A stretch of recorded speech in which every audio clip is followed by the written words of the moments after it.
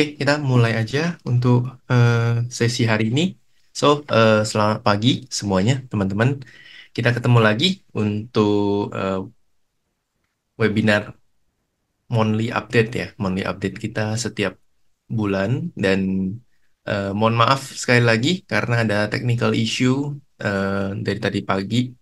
Jadi websitenya error. Makanya saya bukan teman-teman doang nggak bisa masuk, saya juga nggak bisa masuk ya. Jadi emang agak rada-rada.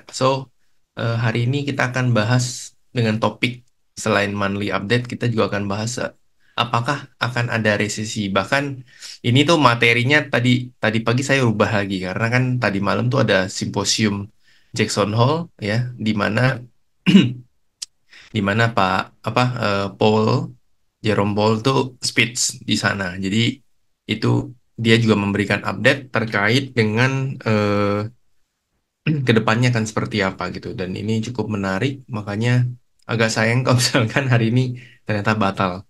Oke, kita lanjut ya. Jadi kita lihat, mungkin harusnya screen-nya udah jelas semua ya guys. Teman-teman mungkin ada yang bisa kasih ini feedback biar. Oh oke, aman ya. Sip, thank you Pak Ivan. Oke, kita sebelumnya disclaimer on dulu ya. Isi presentasi ini didasari oleh analisa teknikal, dikombinasi dengan analisa makroekonomi dan juga aliran dana. Kemudian analis hanya memberikan pandangan tanpa memaksa pembaca atau penonton untuk membeli saham yang dipaparkan dalam presentasi ini. Kemudian segala bentuk kerugian yang terjadi di luar tanggung jawab analis yang memaparkan presentasi ini, dan mohon untuk analisa ulang sebelum melakukan transaksi pada saham tersebut. Oke. Nah, pengantarnya kita ini ISG all time high dan apakah ada potensi resesi ya. Kita lihat selanjutnya. Sorry. Eh, ini akan kita bahas hari ini ya. Eh, apa yang terjadi dalam sebulan ini yang pertama. Kemudian data-data penting Amerika apa ini akan menjadi penentuan The Fed. Kemudian peluang The Fed untuk cut rate September ini, dan yen carry trade. Nah, mungkin kita remind sedikit apa yang terjadi pada 5 Agustus kemarin terkait eh, yen carry trade ya, dan China yang masih belum kemana-mana. Nah, ini kita akan update sedikit tentang China. Kemudian Indonesia dengan pilkadanya, resesi apakah akan terjadi? Nah, ini akan jadi topik kita. Kemudian indikator global sama saham yang menarik. Nah, kita juga nanti akan bahas terkait FTSE rebalancing yang mungkin bisa memberi sebuah apa ya, cara analisa, cara trading ketika lagi rebalancing gitu. Kita akan kasih tipsnya. Oke, next kalau kita lihat apa yang terjadi dalam sebulan ini. Yang pertama ya kita lihat ya, eh, bulan penentu pemangkasan The Fed ya. Jadi ini mungkin harusnya jadi salah satu-satunya bulan terakhir di mana The Fed bakal mempertahankan suku bunganya. Jadi kemungkinan besar itu September itu mungkin udah mulai memangkas tingkat suku bunganya at least sebesar 25 basis point. Dan peluang ini memiliki peluang yang lebih besar dibanding 50 basis point. Walaupun di tanggal 5 Agustus kemarin itu sempat peluang 50 basis point itu cukup tinggi. Namun seiring berjalan waktu kan peluang itu bisa berubah. Jadi saat ini yang paling moderate itu ya 25 basis point. Kemudian data mix ya, data juga sedikit masih mix, cuma udah cenderung melemah ya, terutama data ketenagakerjaan. Mungkin kalau teman-teman lihat ya, Amerika Serikat sendiri suku bunga masih bertahan di level 5,25% hingga 5,50% ya. Jelas levelnya masih di sekitar sini. Kemudian FOMC minutes masih memberikan kesan netral cenderung dovish. Jadi udah nggak inilah, istilahnya udah nggak hawkish lagi. Hawkish itu berarti mereka masih kekeh mempertahankan tingkat suku bunganya, sedangkan dovish mereka itu udah mulai lunak sama dan mengarah atau mengacu, bukan mengacu sih, tapi mengarah ke akan pemangkasan tingkat suku bunga. Kemudian potensi cut rate bisa 2 kali dalam tahun ini ya, 2 sampai 3 kali potensinya. Kemudian kita lihat. FOMC of minutes, minutes of meeting ya. Kalau kita lihat masih melihat data yang lebih meyakinkan dalam mencapai penurunan inflasi. Nah, nanti kita akan lihat perbedaan di saat FOMC minutes of meeting yang ini sama data tadi malam ya. Kita akan lihat perbedaannya. Masih melihat data yang lebih meyakinkan dalam mencapai penurunan inflasi. Kemudian data ketenaga kerjaan akan jadi perhatian setelah tahun ini mulai melemah. Dan ketiga, peluang pemangkasan masih tetap terbuka sampai saat ini. Jadi, eh, itu poin dari Fed Minutes ya. Nah, kalau kita lihat sebenarnya secara inflasi ya, tingkat inflasi tahunan di Amerika Serikat melambat ke 2,9% pada Juli 2024, terendah sejak Maret 2021 dan di bawah perkiraan 3%. Penurunan terjadi di sektor tempat tinggal, which mean shelter. Shelter itu yang setahun terakhir itu menahan tingkat suku bunga kita, bukan menahan tingkat suku bunga, menahan tingkat inflasi di US itu cukup lama lah. Jadi sebenarnya kalau dari segi pakaian segala macam itu udah mulai slow down. Nah, cuman setahun terakhir itu shelter ini tempat tinggal ini biaya-biaya sewa lah, pokoknya berhubungan dengan properti, penyewaan rumah segala macam, pembelian rumah itu masih itu yang mengcarry si inflasinya masih cukup tinggi gitu. Dan eh, selain ini ya, tempat tinggal, transportasi, dan pakaian. Sementara biaya energi sedikit naik.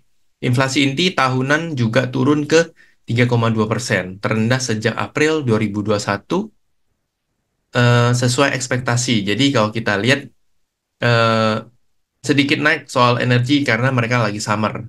Jadi summernya cukup berpengaruh, ya summernya cukup berpengaruh terhadap ini, terhadap penahan apa ya penahan tingkat inflasinya lah gitu.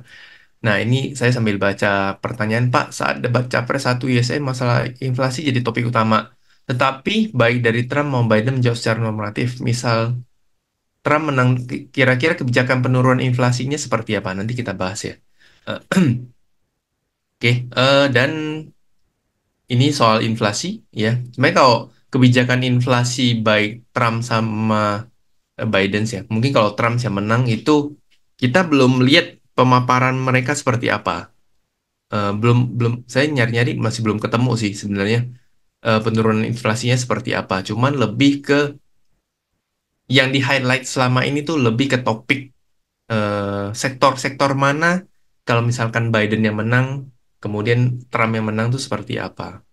Nah, itu bedanya. Itu bedanya antara Trump dan ini. Cuman kalau masalah inflasi harusnya dua-duanya sepakat.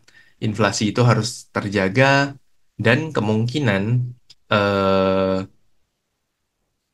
kayak energi gitu-gitu pasti akan dijaga lah kayak gitu. Walaupun mungkin inflasinya akan sedikit naik, apalagi kalau Trump ya. Trump kan isu sama terkait energi fosil kan masih cukup bagus ya.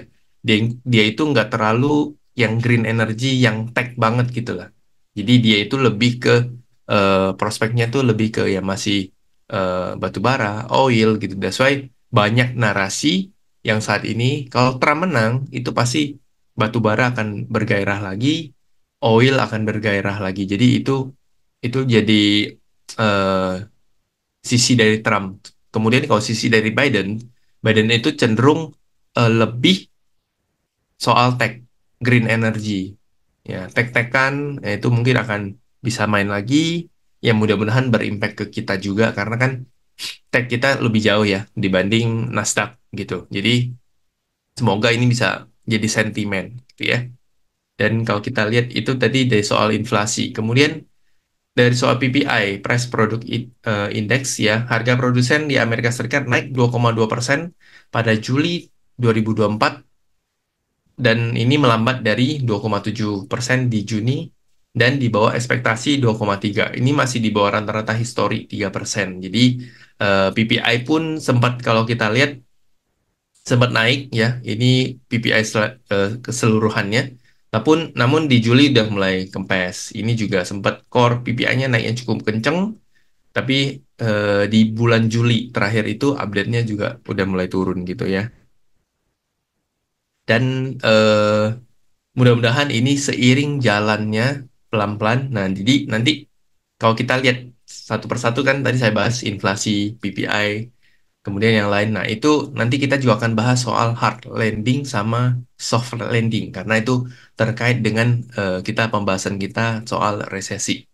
Dan kita lihat initial jobless claim melandai beberapa minggu terakhir ini. Nah, secara keseluruhan klaim tunjangan pengangguran di Amerika Serikat naik 4.000 ya, menjadi 232.000. Sedikit di atas ekspektasi, menunjukkan pelemahan pasar tenaga kerja dan mendukung spekulasi pemotongan suku bunga oleh Federal Reserve. Sebenarnya eh, kalau diambil rata-rata itu sebenarnya penganggurannya udah mulai naik lah dibanding misalkan di tahun-tahun sebelumnya gitu. Udah mulai naik dan bukan cuma initial jobless claim, nah opening opening jobs juga itu berpengaruh. Kemudian unemployment rate-nya kan terakhir per kuartalnya kan udah turun tuh. Turun turun lumayan kan yang terakhir gitu.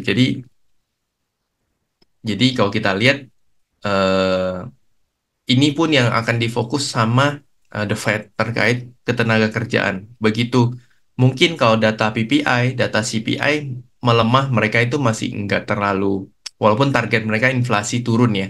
Tapi kalau ketika tenaga kerjanya mulai turun, ya artinya apa? Orang udah mulai susah cari kerja, kemudian eh, pemecatannya employment rate-nya naik, kemudian klaim tunjangannya meningkat ya. Ya itu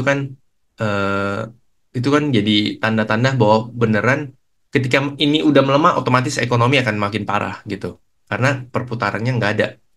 Produktif Produktivitasnya tuh nggak ada. Jadi orang akan mulai atau the Fed akan mulai mempertimbangkan untuk mulai mengangkat gitu. Ketika suku bunga terlalu tinggi, kredit perusahaan gitu, simpelnya kredit perusahaan terlalu tinggi, orang beli apa kredit kendaraan bermotor, properti segala macam berat, otomatis kan itu pelan-pelan akan mengikis pengeluaran mereka, mengikis pemasukan mereka, ya. Jadi mereka sebagai employment, saya dihajar dua dua sisi gitu. Di sisi lain eh, efisiensi yang terjadi pada perusahaan itu mulai menurun karena suku bunga terlalu tinggi, bunga pinjaman segala macam terlalu tinggi. Jadi beban perusahaan tuh pengen ngurangin beban gitu. Nah, pengurangin beban di sisi lain ya impact-nya kan ke employment. Nah, employee. Nah, di sisi lain gue punya kredit rumah, kendaraan bermotor, kartu kredit, apalagi mungkin sejenis sejenis KTA segala macam yang punya bunganya tinggi. Nah, itu juga memberikan impact kepada saya sehingga akhirnya saya sebagai employee itu harus hemat. Artinya apa? Begitu hemat saya nggak bisa jualan. Saya bukan nggak bisa jualan, saya nggak bisa beli apa-apa gitu. Akhirnya impactnya kemana? Impactnya ke produk.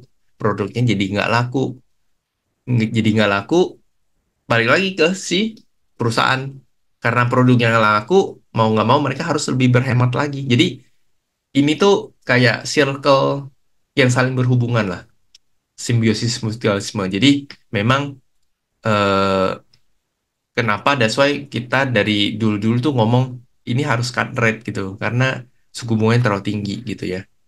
Bahkan eh, saya lupa kalau yang di US tuh lending lending rate-nya tuh berapa. Sedangkan kalau kita kan 7%. Kita kredit UMKM tuh 6,7 atau sampai 7% gitu. Seingat saya BRI itu UMKM kredit 6,7%. Nah, itu udah cukup tinggi kan? Gitu. Nah, begitupun eh, harusnya di US mungkin sekitar 4%-an, 4 sampai 5 gitu. Ya, jadi itu tadi siklus sedikit cerita siklus kenapa in the end harus cut rate gitu untuk membuat si ekonomi ini bergairah. Oke.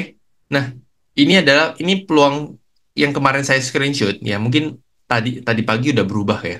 Ini peluang sebesar 73,5% mengatakan akan terjadi pemangkasan sebesar 25 basis point dan sisanya adalah peluang terjadinya pemangkasan sebesar 50 basis point gitu. Nah, nanti kita juga akan bahas terkait kenapa nanti begitu fix udah di-cut strategi di marketnya seperti apa.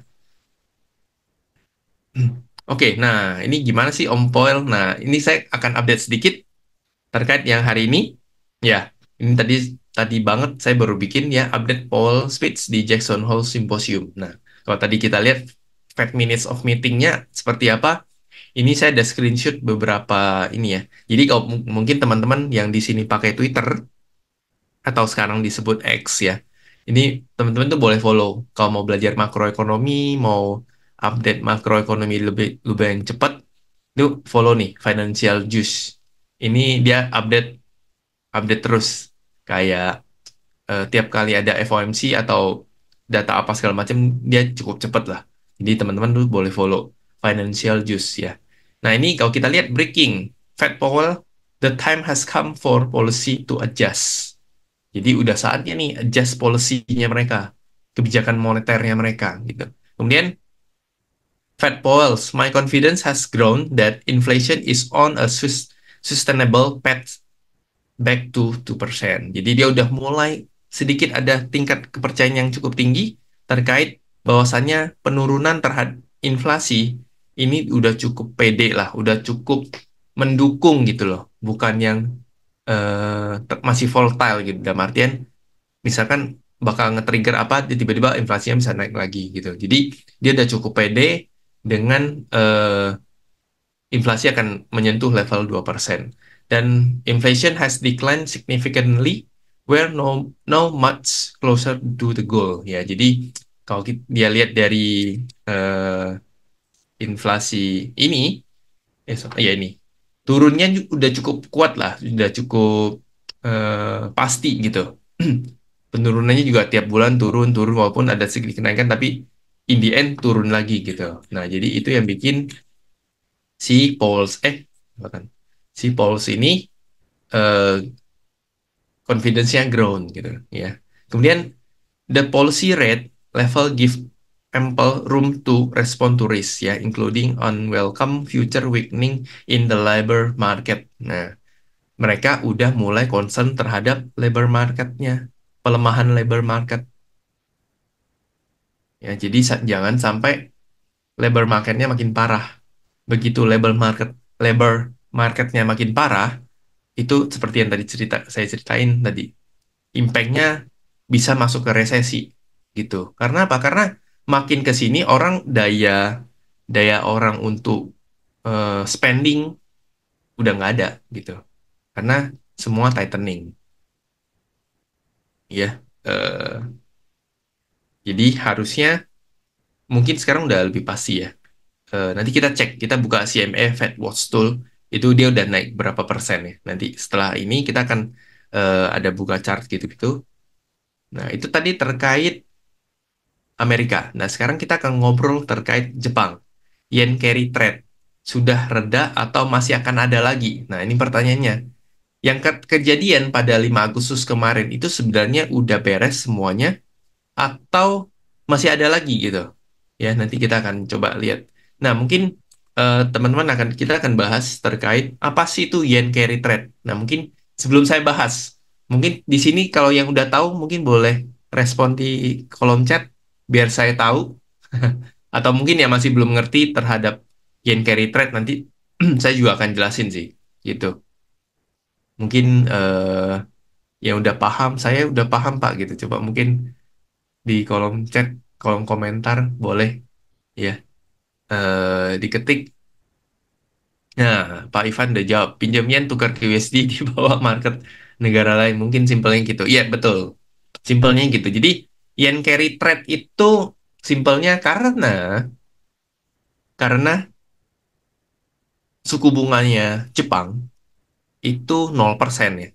Kemarin terakhir ngobrol sama Arvin kan mungkin kalau dihitung-hitung sekitar 0,8 lah. Kalau kita pinjem dengan segala biaya-biaya yang lain, itu kita dapat pinjaman dengan bunga sebesar 0,8. 0,8 ya hampir 1%. Itu kan sangat sangat kecil sekali kan, 0,8 kita pinjem. Saya punya Pak Ivan, Pak Joni pinjem. Kita bertiga nih iseng pinjem wah murah nih bunganya bisa muter nih di market gitu loh.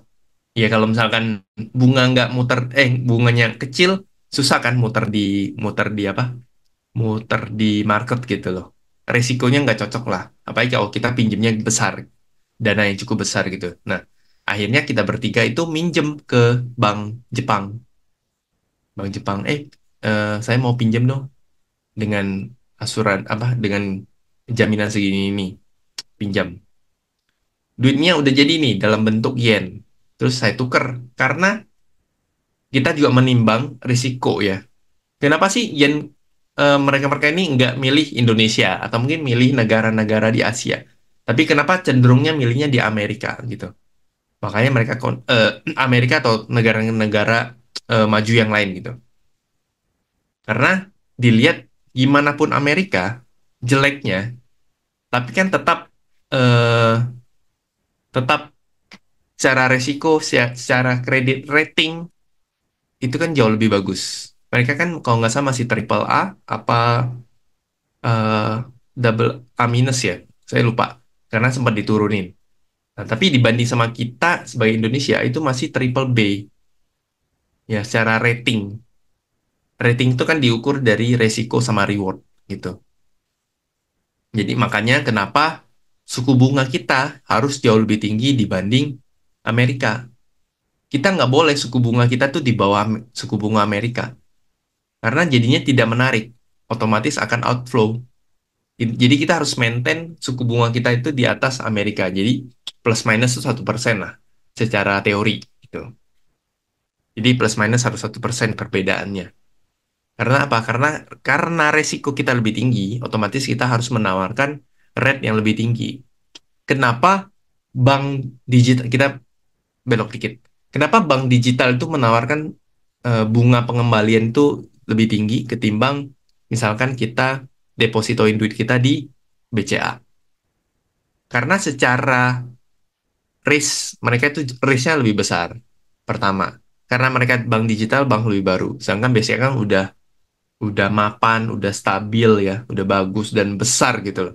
Makanya BCA pun ngapain saya harus ngasih bunga tinggi toh saya bisa menjamin nah, apa uang nasabah saya itu. Sedangkan bank-bank digital yang baru bergerak kayak apa Bank, Neobank, Bank Jago, sekarang terus sekarang ada IOB, ada Superbanknya OVO ya, eh, MTech Group punya. Nah itu mereka akan menawarkan eh, imbal hasil ya atau return yang lebih besar. Karena mereka kasih pinjaman yang mudah, tidak pakai anggunan. Betul, itu satu juga. Ya, betul. Itu benar banget. Dan, kalau itu kan pinjaman, maksudnya kalau saya berbicara di sisi deposito ya, misalkan. Ya karena orang ragu gitu loh. Kebanyakan kalau kita yang moderate kan nggak ragu. Bahkan saya sama istri itu coba, kita juga main sih kita juga masukin deposito ke kayak Superbank gitu.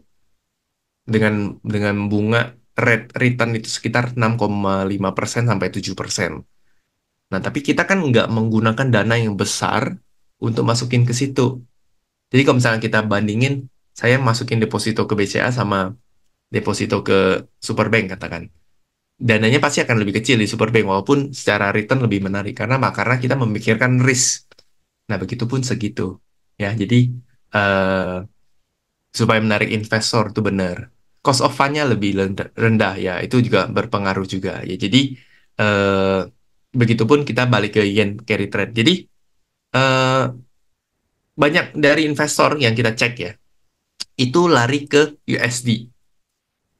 Jadi mereka dari tadi udah dapat yen, mereka convert ke USD, kemudian mereka beli obligasi US, mungkin masukin ke depositonya di bank US yang per tahunnya 5% gitu.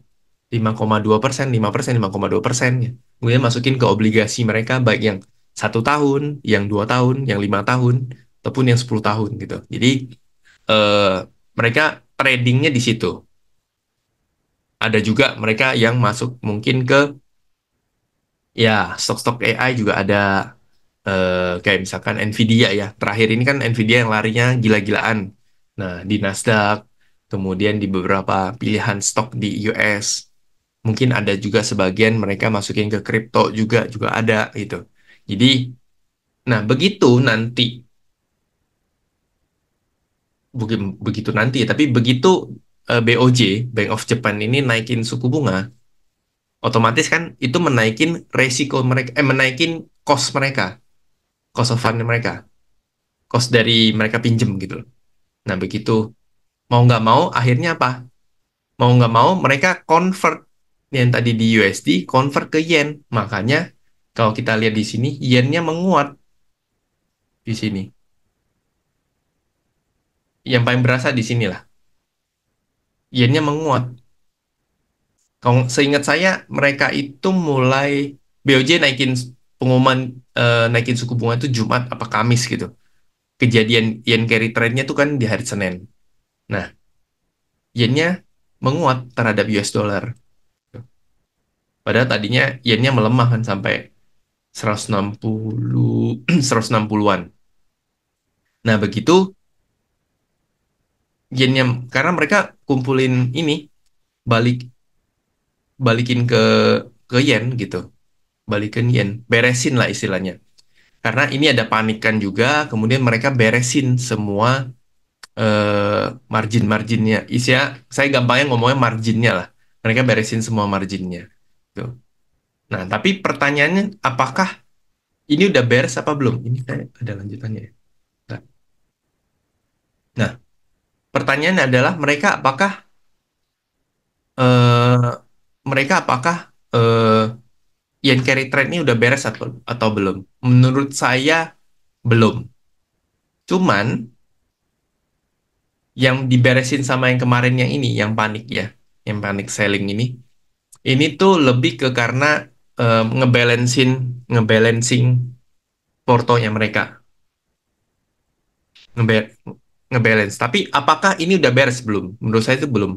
Dan ini mungkin akan perlahan seiringnya kenaikan nanti suku bunganya BOJ, ini mereka akan keluar lagi kok. Dananya masih cukup besar, menurut saya. Jadi masih belum beres.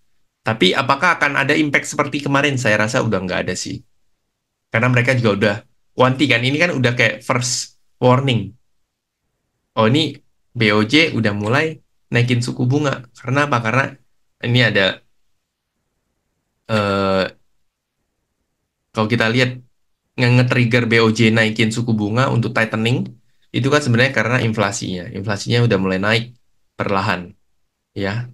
Sehingga interest rate-nya juga mereka harus harus nyesuaiin interest rate-nya. Terus kemudian GDP growth GDP growth-nya juga mulai ketahan gitu. Jadi mereka udah mulai perlahan naikin suku bunga. Di saat negara-negara yang lain mulai melonggarkan, ini mereka baru mulai tightening. Mereka mulai tightening. Gitu. Berarti data inflasi Jepang jadi menarik ya Pak, selain data inflasi US. Karena plus lebih kurang 30 tahun bunga yen mendekati 0%. Duit pinjamnya menyebar ke seluruh dunia. Oh, iya bener. Nah, makanya, tapi gini, memang bakal menarik gitu ya. Walaupun sekarang 0,25%, spreadnya lumayan besar lah gitu. Kalau yang tadinya kita dapat bunga cuma 0,8, kemudian naik ke 0,25, itu kan lumayan, spreadnya lumayan. Nah, eh, saat ini tuh betul yang kata Pak Bo, belum habis sih barangnya. Uangnya tuh masih ada. Yang minjem ini masih ada. Cuma mereka itu kayak settlein yang kemarin. Dan tapi apakah kejadian seperti ini akan terjadi lagi? Menurut saya sih enggak. Karena ini udah di warning nih pertama kali. Udah di warning. Jadi apakah kemungkinan eh, yen itu akan mulai menguat terhadap US dollar? Iya.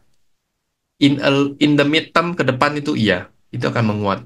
Bahkan kalau secara teknikal ya, ini kalau saya karena saya trader, saya mencocokin secara makronya arahnya begini. Apakah secara teknikalnya, secara pattern itu ada apa enggak gitu. Nah, kalau saya lihat tuh ada potensi ke depannya USD terhadap yen itu bisa sampai 128. Kalau gitu simpen yen sekarang sampai 5 tahun ke depan. Tergantung kalau nanti kita buka ya USD apa eh, yen JPY IDR. JPY IDR tuh menurut saya masih cukup bagus ya. Cuman kalau misalkan boleh nih punya USD, boleh nih punya USD mau convert ke yen, mungkin USD-nya udah nyimpan lama nih. Mau convert ke yen tuh menurut saya boleh gitu. Karena in the long term saya rasa itu masih akan turun. Nanti juga kita akan lihat di XY ya, dollar index. Jadi eh, ini bisa jadi pertimbangan gitu. Karena kedepannya saya juga melihat bakal akan ada eh, pelemahan. Walaupun suku bunganya naik, ya mungkin akan ada deposito di Jepang gitu. Jadi walaupun ini kelihatannya secara teknikalnya akan mulai melemah, tapi kan bukan karena ini aja nantinya. Tapi kan kalau seiring dengan depositonya, bunga depositonya Jepang menarik, otomatis juga yennya kan terjaga kan terhadap USD. Nah, itu akan kita update lagi. Kita lihat ke depannya. Tapi kalau kan setelah kejadian yen carry trade itu, kemudian BOJ-nya Jepang kan akhirnya mengeluarkan statement bahwasannya itu kaget. Mereka itu kaget terhadap respons karena Nikkei-nya turun sampai 14% kan di saat itu. Jadi mereka kaget. Nah, mereka kaget, akhirnya mereka bilang bahwa kayaknya ke depannya kita nggak akan secara secara apa ya? Pas secara mengagetkan untuk naik gitu. Jadi mereka akan cenderung lebih berhati-hati. Karena impact-nya jelek ke mereka sendiri sih sebenarnya. Kan kena stock marketnya mereka kena gitu ya. Simpen yen agar dapat bunga di mana? Simpen yen agar dapat bunga. Simpen yen kalau dapat bunga itu kalau masuk ke depositonya Pak Novianto baru dapat bunga. Cuman kalau misalnya kita mau simpen yen aja kan dapat spread tuh. Nah, misalnya kalau yennya menguat, yennya menguat kan dapat spread terhadap US dollar itu. Oke, sekarang kita lihat. Ini ada tadi udah ini ya. Kenaikan inflasi Jepang mulai naik dan perlambatan ekonomi juga mengalami kenaikan sehingga hal ini memicu Jepang untuk meningkatkan simpan di Bank Indo nggak dapat bunga. Iya, betul. Jadi tadi saya bilang kan, saya kalau nggak salah BCA itu 3%-an apa 4% gitu. Wah kecil lah. Kalau deposito Indo tuh nggak cocok, nggak oke gitu. Oke, sekarang kita lihat China. Nah, itu tadi kita bahas sedikit soal yen ya. Kemudian kita lihat China perlahan membaik sejak hari ini, namun masih butuh waktu. Jadi ini tuh kenapa di kali ini saya bahas China karena lagi-lagi saya ingetin bahwasannya kita Indonesia itu punya ekonominya punya sedikit berimpact terhadap apa yang dipergerakan di China. Jadi kita ingat 30-40% ekspor kita ke China, begitupun impornya juga sehingga kalau China-nya kenapa-kenapa otomatis ekspor impor kita juga akan goyang gitu. Jadi kita sangat sangat sangat berpengaruh dan ini terbukti ketika kemarin walaupun retail salesnya menurun ya, cuman yang terakhir kalau nggak salah inflasi inflasi rate-nya juga cukup bagus, kemudian mereka interest rate-nya udah mulai naik di bulan lalu udah mulai naik, terus manufacturing mereka sebenarnya udah mulai membaik dibanding walaupun ini lebih rendah dibanding sebelumnya, tapi ini udah mulai membaik lah gitu istilahnya, udah mulai naik. Kemudian services PMI-nya jasanya juga cukup bagus ya. Jadi kedepannya jika China-nya pelan-pelan perlahan membaik dengan target GDP-nya mereka itu di sekitar 5%, ya. GDP-nya target mereka sekitar 5%-an ya. Dan sekarang kan masih 4,7. Jadi perlahan mereka membaik, kita juga akan terdorong, ya. Kemudian kalau kita lihat nih, ekspor impor China. Impornya udah mulai membaik, begitupun ekspornya juga. Ekspornya udah mulai membaik. Yang tadinya minus, import di sini minus 2,3%, kemudian balik ke 7%. Begitupun ekspornya. Ekspornya juga udah mulai membaik. Nah, sorry, bentar. Nah, impornya, eh, jika impornya membaik kan ini salah satu sumbangsinya dari kita. Ya, pada Juli 2024, ekspor dan impor Tiongkok tumbuh meskipun ekspor melambat dan di bawah ekspektasi pasar. Pertumbuhan ekspor didukung oleh permintaan global, terutama di Amerika Serikat, Uni Eropa, dan negara Asia. Meskipun ini adalah pertumbuhan terlemah dalam 3 bulan. Sementara itu, impor meningkat lebih dari perkiraan didorong oleh barang-barang teknologi tinggi, namun impor dari US, Uni Eropa, Jepang, dan Inggris menurun, menunjukkan kemungkinan tantangan dalam hubungan dagang. Ya, jadi ini ini nanti juga akan berpengaruh ketika nanti kalau misalnya Trump menang. Trump kalau menang lagi, udah kita bakal menghadapi dunia dengan perang dagang seperti tahun 2018-2019 di saat Trump against China terhadap eh, perang dagangnya mereka.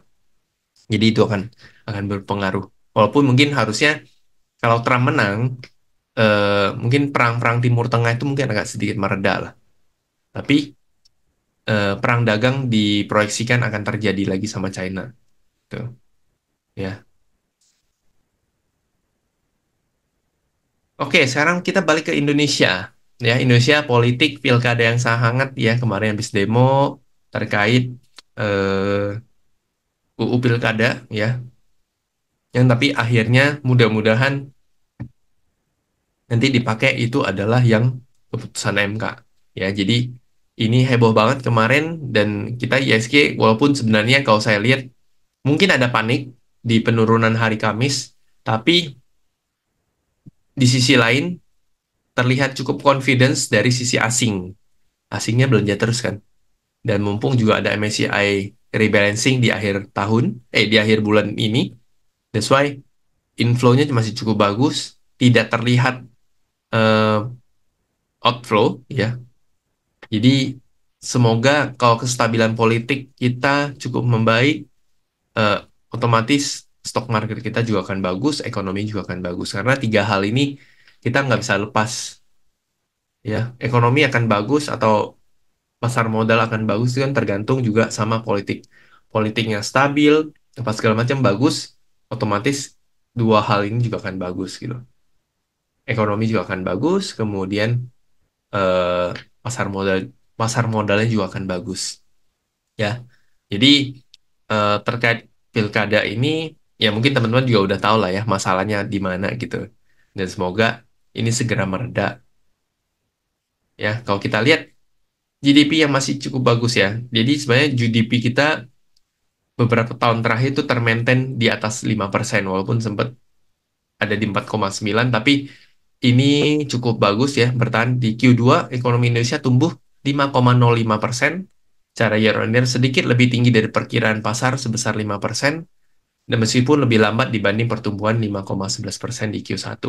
Pertumbuhan ini terjadi tengah lambatnya belanja pemerintah yang hanya naik 1,42% setelah melonjak 19,9% di kuartal pertama. Ini karena apa? Karena pemilu ya, belanja pemerintah. Kemudian konsumsi swasta tetap kuat, didukung oleh transfer tunai untuk menjaga daya beli. Investasi tetap meningkat setelah pemilu damai pada Februari. Kemudian ekspor impor juga meningkat, memberikan kontribusi positif terhadap PDB. Secara keseluruhan, ekonomi Indonesia diperkirakan tumbuh 5,2% tahun ini setelah naik 5,05 pada tahun 2023. Jadi, sesuai proyeksi BI juga, proyeksi pemerintah juga, eh, rupiah kita juga masih akan termaintain, rupiah. GDP kita juga akan masih termaintain di 5,2%. Bahkan di rancangan APBN 2025, GDP diproyeksi di level 5,4 atau 5,5 masih di sekitar sinilah. Dengan kurs rupiah terhadap dolar itu sekitar 16.100. Saya nggak tahu kenapa cukup, sebenarnya 16.100 kan cukup tinggi ya. Kenapa nggak di bawah 16.000 gitu? Nah, itu saya belum nemu jawabannya. Dan kalau kita berbicara terhadap alokasi APBN tahun depan, mungkin karena saya beberapa kali live itu banyak yang nanya, gimana sih konstruksi? Karena kan udah mau pemerintahan baru. Nah, saya melihatnya justru bukan di konstruksi, karena APBN-nya lebih berat di, mungkin teman-teman juga udah pernah dengar ya, di makan siang gratis. Which mean kalau makan siang gratis harusnya yang kita lihat adalah dari sektor konsumer, consumer. Kita bisa lihat dari situ, sektor consumer. Jadi consumer, poultry, eh, mungkin ya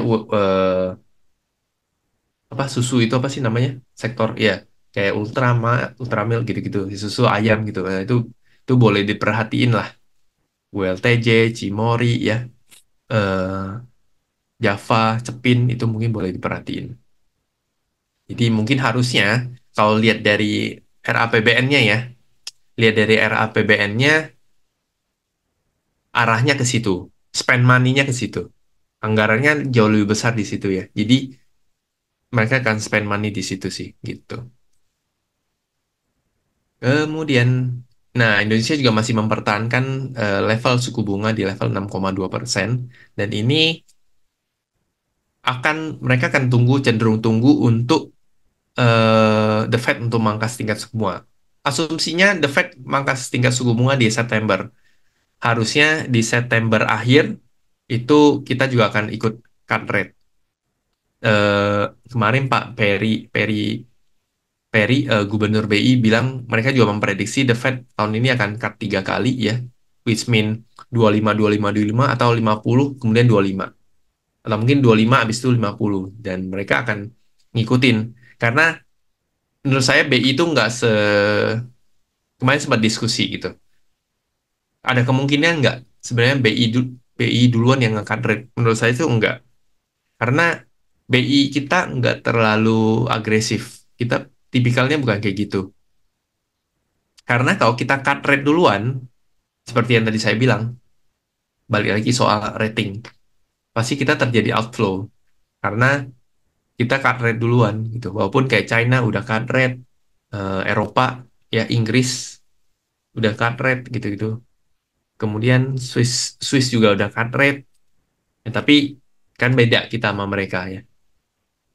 Kita masih negara berkembang, jadi harusnya kalau menurut gua lebih pastinya The Fed cut rate baru BI cut rate. Jadi itu kalau saya cukup yakin soal itu sih. Kemudian Indonesia inflasi yang melandai ya. Ini inflasi tahunan di Indonesia turun menjadi 2,13% pada Juli 2024, terendah sejak Februari 2022 dan di bawah perkiraan pasar. Penurunan ini terutama dipicu oleh melambatnya kenaikan harga makanan, meskipun beberapa sektor seperti transportasi dan pendidikan mengalami kenaikan harga. Inflasi inti naik ke 1,95%, sementara CPI bulan tak terduga turun 0,18%. Iya, betul. Deflasi. Kita deflasi 2 bulan. 2 bulan terakhir. Dua atau 3 bulan. Betul. Betul, Ibu Leni. Negara berkembang masih perlu investor asing. Terpaksa bikin rate yang bisa menarik asing. Betul? Itu. Benar sekali. Makanya, gimana pun, rate-nya kita harus lebih tinggi daripada US. Dan PMI manufacturing kita juga melemah ya. Ini turun. Ya, ini lebih ke karena aktivitas pembelian dan pekerjaan yang berkurang.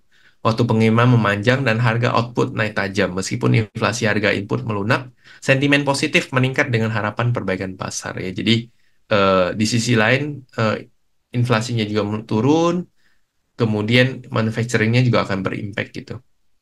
Jadi ukuran manufacturing itu kalau di atas 50% itu dikatakan mereka berapa berekspansi gitu ya, berekspansi.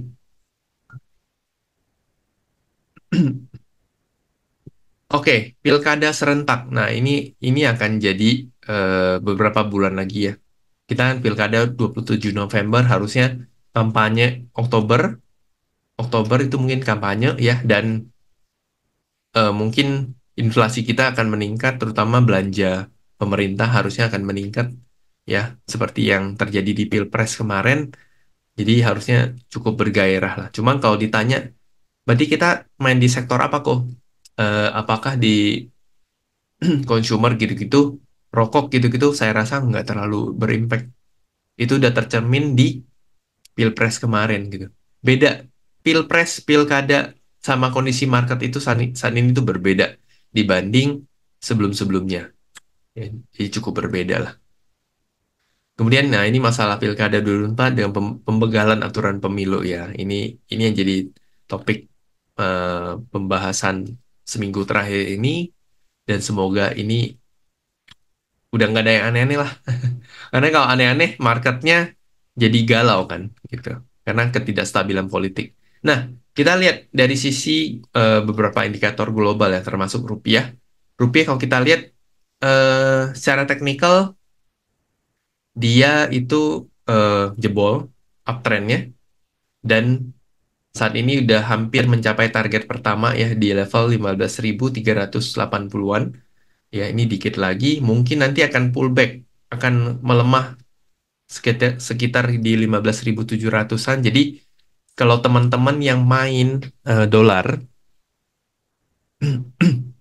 main suka invest di dolar ya, sebenarnya momen-momen ini tuh udah mulai boleh cicil pelan-pelan, boleh cicil pelan-pelan. Jadi kan kita bisa mainin spreadnya. Nah, ini boleh pelan-pelan dilihat. Saya targetin sampai 15.3, 15.2 lah. 15.300-an gitu. Jadi begitu nanti dia naik ke sekitar 15.800-an atau 15.700-an, itu mungkin dia akan melemah lagi gitu. Kalau saya lihat secara teknikalnya. Jadi ini juga boleh jadi concern. Saya rasa harusnya eh, falas itu lagi rame-ramenya saat ini karena rupiahnya menguat sampai 15.400-an. Harusnya, nggak tahu di sini ada yang pedagang falas nggak? Atau mungkin teman-teman yang lagi emang ada invest di mata uang.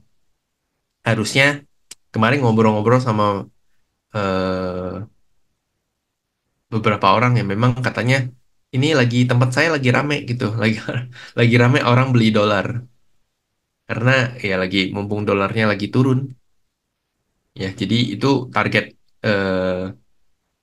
target rupiahnya. Dan sedangkan dolar indeks, kalau kita lihat dolar indeks memang kelihatannya secara teknikal dia akan melemah dalam jangka panjang ke level 98 ya, dolar indeks. Tapi saya lihat dalam jangka menengah dia ada potensi untuk menguat ke level 102 ya. Ini akan ada potensi dia menguat ke level 102. Nah, ini tergantung nanti arahnya kemana gitu ya. Kemudian dari sisi gold. Gold ini saya lihat target pertama udah hampir kena ya, 25 25 40. Ini target dari gold pertama. Kemudian nextnya berapa? Nextnya 26 19. Di live terakhir kemarin saya sempat bilang kan, kalau gold itu mau nanti market eh, negaranya resesi, mau nanti Fed cut rate ya, itu semuanya akan bagus untuk gold, bagus untuk gold. Jadi mungkin saya maksudnya kalau teman-teman di sini ada yang trading XAUSD kan biasanya kalau di Akademi Admirals kan sama Mas Ino ya soal forex gitu-gitu. Saya cuman menggambarkan secara garis besar kayaknya target SAU itu atau gold itu bisa sampai sekitar 2.600-an next-nya. Mungkin nanti dia sideways di sini di angka 24, mungkin 24.800, 2.480-an. Habis itu baru baru naik karena di sini udah mulai terbentuk support nih di sini. Ini ada support dan udah dites berapa kali ya. Satu ini kemudian sempat turun cukup kuat di sini, jadi harusnya bisa nge-swing ke sini. Jadi akan lihat. Jadi gold juga tetap akan cukup menguat terhadap USD ya. Apalagi kalau nanti DXY-nya melemah lagi, goldnya pasti akan naik. Ya. Jadi ada yang nanya, ini bedanya ya kemarin. Kemarin di mana gitu ada yang nanya, apakah US oil itu akan selalu turun ketika indeks naik atau sebaliknya? Atau dolarnya menguat, US oilnya akan seperti emas? Jawabannya enggak. Beda. Beda banget. Karena gold itu kan gold apa? Gold itu kan enggak gold itu sebagai sebuah investment aset. Investment aset ya. Beda cerita sama oil. Oil itu kan perdagangan komoditas ya. Beda gitu. Jadi yang head to head antara gold dan antara dolar itu adalah gold head to head. Jadi dua ini akan berseberangan. Jarang banget terjadi gold turun, dolar turun. Walaupun tahun ini sempat kejadian ya, yang kalau nggak salah pas Lebaran. Tapi umumnya dolar itu melemah, emas itu akan menguat. Umumnya begitu. Tapi kalau apakah oil oil begitu juga? Enggak, oil beda. Oil komoditas yang lain tuh berbeda. Nikel, timah, gas sekarang itu beda. Tapi ini cuma gold doang. Menurut pengalaman saya, harga oil sejalan dengan GDP. Oh, oke. Ini ada insight dari Pak Bowo. GDP atau NFP USA, ya. Non-farm payroll. Eh, itu bisa sih. Kalau nggak salah bener. Eh, oil tuh sejalan sama GDP. Karena sebenarnya kan kalau oil saat ini tuh paling gampang kalau teman-teman mau analisa kan sebenarnya adalah lihat dari situasi Timur Tengah kan. Kalau perang, walaupun saat akhir-akhir ini kalau misalnya ada isu perang itu juga oilnya nggak naik kan, karena masalah supply, kemudian supply-nya US juga cukup bagus ya, cadangan oilnya, jadi itu nggak memberi beberapa impact yang terlalu volatile terhadap harga eh, harga US oil ya gitu. Oke, kita lihat tadi kita udah bahas US oil. Apa trigger yang membuat gold turun? Apakah diprediksi hampir tidak mungkin gold turun? Gold turun itu ketika market, ketika kondisi ekonomi lagi bagus, itu biasa gold akan turun. Karena apa? Karena uang mengalir ke aset yang lebih beresiko. Nah, biasanya kan eh, yang low risk, ya, yang low risk itu biasanya akan dikurangin. Jadi itu kemungkinan goldnya akan turun. Cuman segimanapun gold turun itu tetap akan terjaga. Kalau menurut saya itu gold udah susah turun ke level 2000. Menurut saya ya. Menurut saya. Apalagi di situasi saat ini. Beda cerita kalau nanti stock marketnya rally lagi, ekonominya udah membaik dibanding yang sekarang ya. Inflasinya terjaga bagus, GDP-nya naik lebih tinggi lagi, kemudian ya pokoknya ekonominya bagus gitu. Itu mungkin goalnya akan sedikit tertahan pergerakannya ataupun bisa turun gitu. Tapi kalau selagi gonjang-ganjing seperti ini yang nggak jelas, ya itu biasanya gold akan tetap bagus, terjagalah harganya gitu. Apalagi kan sekarang seperti yang terakhir kita live Instagram sama si Linda, Kalinda Ayuna, itu kan dia salah satu brand ambassador di laku emas kan. Nah sekarang bahkan kita beli emas aja kan udah bisa buy digital ya. Berarti sebelum ada sosmed, sosmed malah negara-negara ini tidak banyak gonjang-ganjing. Eh, ada, cuman bedanya kalau dulu penyebarannya nggak secepat sekarang. Itu bedanya. Dan ke depannya ini makin informasi makin akan lebih cepat lagi karena sosial media yang sangat sangat sangat sangat sangat berkembang gitu. Udah susah kita balik ke zaman seperti dulu yang dapat informasi itu dari berita, dari koran, gitu itu udah susah sih. Sekarang tuh udah berubah lah. Bahkan kita jualan aja kan udah berubah kan. Jualan aja udah berubah. Jadi makin ya soal gonjang-ganjing, soal ke-trigger satu isu dan lain hal itu sangat cepat sekarang ini, saat ini. Kemudian, nah kita akan lihat IHSG. IHSG best skenario-nya adalah ini target dari inverted hand shoulder ya. Targetnya adalah di 7951. Apalagi kalau misalkan udah suku bunga udah turun segala macam dan eh, stock marketnya udah menarik lagi, itu biasanya akan target saya ke sini. Nah, worst skenario-nya adalah dia akan mungkin akan turun ke di bawah 7.400. Ini lebih ke karena mungkin nanti kalau dia cut rate, kalau dia cut rate itu biasanya kan uang akan lari ke obligasi. Kenapa? Karena orang ngincer obligasi yang lama sebelum pemangkasan tingkat suku bunga. Kalau dibilang sekarang duitnya lebih banyak di mana kok? Sekarang duitnya masih lebih banyak di obligasi. Ini kita walaupun ya sih all time high nih, tapi kan volumenya nggak sebesar yang biasa dulu-dulunya. Karena apa? Karena sebagian besar uangnya masih di obligasi,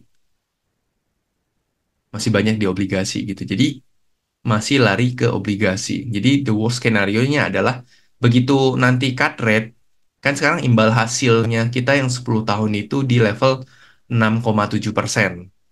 Ya kan? Kan tiap hari itu dapat update eh, yang dari Pintakro ya. Itu kan ada tuh eh, bagian obligasinya ID 10Y. Itu kan sebenarnya bonds kita yang 10 tahun yield-nya. Y itu yield. Jadi yieldnya tuh 6,7%. Kan sempat stay di 7 persenan kan. Nah, akhir-akhir ini yieldnya kita turun ke 6,7% karena eh, harga bondsnya naik. Bondsnya udah 99 apa 98. Udah hampir masuk ke harga parnya. Harga 100. Jadi makin ke sini nanti orang akan cenderung masuk ke obligasi dulu. Bahkan kemarin lelang Sun aja kan penawarannya masuk tuh 104 triliun. Tapi yang cuma dapat itu cuma 27 triliun. Jadi itu spread yang cukup besar dan sebagiannya juga lari ke kita ke stock market ya. Nah, jadi kalau nanti misalkan cut rate market itu nggak akan langsung rally. Ya, mudah-mudahan bagusnya mungkin bisa langsung rally. Cuman biasanya akan turun dulu karena uang akan lari ke obligasi dulu, habis itu udah cukup stabil, akan lari ke obligasi dan emas ya, dua ini. Nah, habis itu baru mereka baru ngajar di stock market. Gitu biasanya, biasanya ya, biasanya skenario-nya seperti itu. Karena orang akan ngincer obligasi yang eh, sebelum suku bunga itu di-cut. Sekarang saya katakan yield-nya 6,7%. Deposito kita, suku bunga BI kan 6,25. Kan spreadnya tipis. Nah, begitu nanti suku bunganya ini di-cut kan turun. Nah, yield-nya ini lebih menarik, obligasi. Obligasi lebih menarik. Makanya orang ngincer di sini dulu. Coba ya, saya... Ini kalau saya pindah sini kelihatan chart nggak? Harusnya kelihatan ya. Kita coba cek. Lihat. Oh, kelihatan ya. Oke, oke. Nah, kita coba cek ID 01Y. Nah, sekarang 6,4%. 6,4%. Ini begitu nanti Fed rate, BI rate di-cut, harusnya yield-nya akan naik. Yield-nya akan mungkin bisa naik, bisa turun. Tapi bertahan, at least maksudnya akan cukup bertahan di sini gitu. Lumayan kan, anggap aja lah bertahan ya. 6%. 6% untuk yang 1 tahun loh. Bayangin kalau saya kan yang ini yang 5 tahun. 6,5-an juga. Oh, saya setuju banget Pak Bowo. Kalau September cut rate, market sell on news karena sudah dari sekarang market bull. Betul. Sebelum saya nyampein, Pak Bowo udah nyampein. Jadi skenario-nya adalah kenapa tadi saya bilang, oh sorry, kenapa worst skenario-nya ada turunnya. Nah, begitu Fed cut rate ya, begitu Fed cut rate nanti, skenario sell on news akan turun. Nah, makanya begitu sell on news, sebisanya kita tuh jangan panik. Dan sebisanya ini mumpung lagi naik, ya naikin cash juga lah. Karena begitu nanti turun, kita ada cash untuk belanja. Itu pentingnya. Ada cash untuk belanja, jadi itu lumayan akan membantu gitu. Membantu kita untuk serok barang. Ya, jadi itu strategi. Pokoknya ingat, begitu Fed rate cut, ya market sell all news, itu jangan panik, jangan takut. Tapi mudah sebisanya kalian punya cash, nanti bisa serok di bawah. Perhatiin itu. Jadi makanya kenapa saya itu sebisanya ada cash di Porto. Jarang dihabisin karena once ketika tiba-tiba marketnya turun, saya masih punya cash untuk bisa nambah gitu. Ya, jadi pelan-pelan ini kan udah mulai naik, pelan-pelan di reduce. Jadi ada cash, kumpulin nanti. Kalau kalau ternyata nggak turun, kita masih ada sahamnya dan bisa naik lagi gitu loh. Bahkan kalau misalkan ada level-level saham yang bisa baru breakout, buy on breakout, nambah lagi gitu. Jadi mau naik ataupun turun itu jauh lebih aman. Gitu kan strateginya. Daripada nanti kita habisin cash, dan nanti turun, kita nggak ada cash untuk serok gitu ya.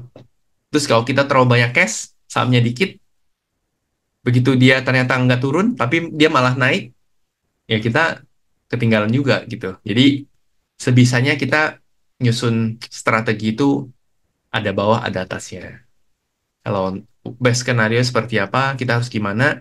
Worst skenario seperti apa, kita harus gimana. Itu akan jauh lebih aman lah, lebih lebih oke lah gitu. Nah, kita lihat inflow-nya asing, ya lumayan bagus ya. Naik cukup bagus. Masih cukup terjaga ya, karena rebalancing MSCI dan FTSE di akhir bulan dan pertengahan. FTSE ini di pertengahan 24 September, 20 sampai 24 September. Setelah itu nanti kita juga akan bahas dari rebalancing MSCI. Rebalancing MSCI ini Wika yang masuk ke mid cap-nya, mid capitalization-nya. Makanya kenapa Wika-nya naik terbang. Jadi Wika terbang itu bukan karena konstruksinya membaik, karena IKN bukan.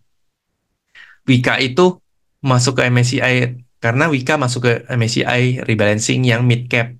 Makanya naik. Ke trigger lah PTPP, WG, Jcon, TOTL gitu-gitu. Ya, jadi hati-hati sama narasi kalau ini Wika naik karena IKN enggak. Orang IKN-nya masih nggak ada gimana-gimana kan.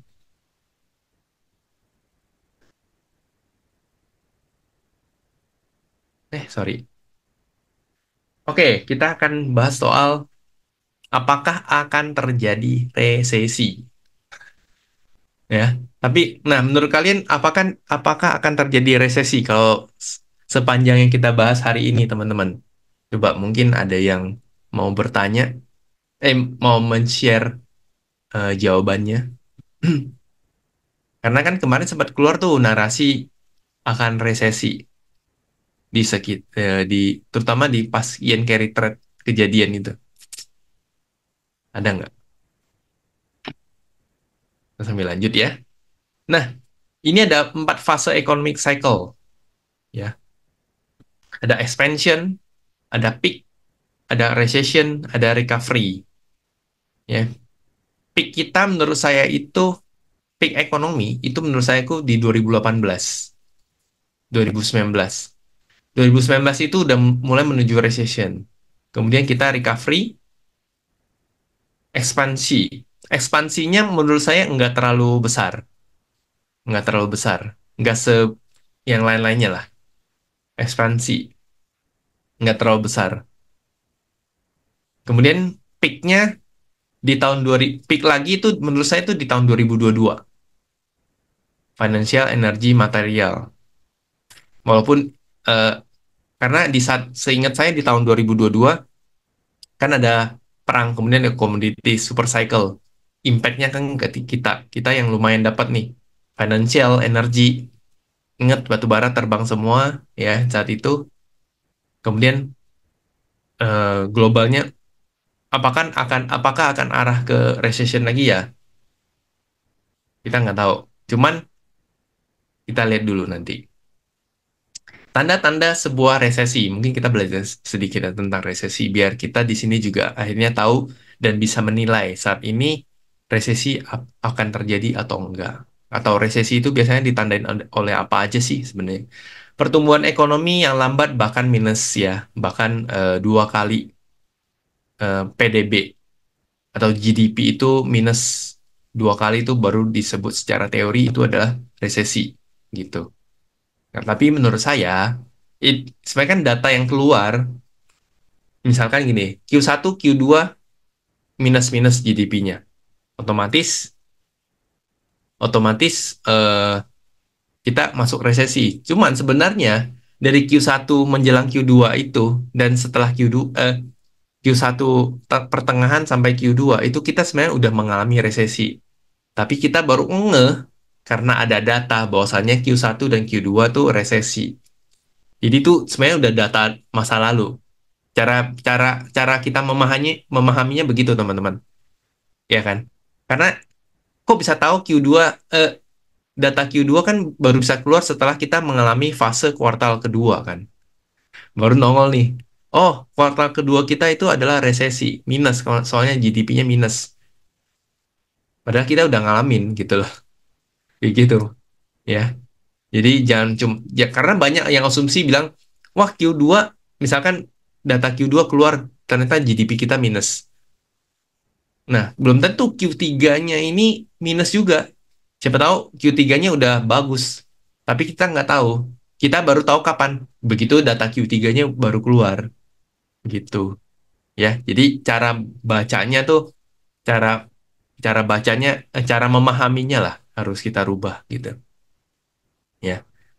Kemudian kenaikan harga impor yang tidak terkontrol itu juga tanda-tanda salah satu pendukung ya, faktor pendukung. Harga barang jatuh, nilai ekspornya turun, ya. Kemudian kurs uang terhadap dolar atau mata uang lain turun. Ya, melemah, kemudian GDP. Tapi paling gampang itu adalah GDP minus.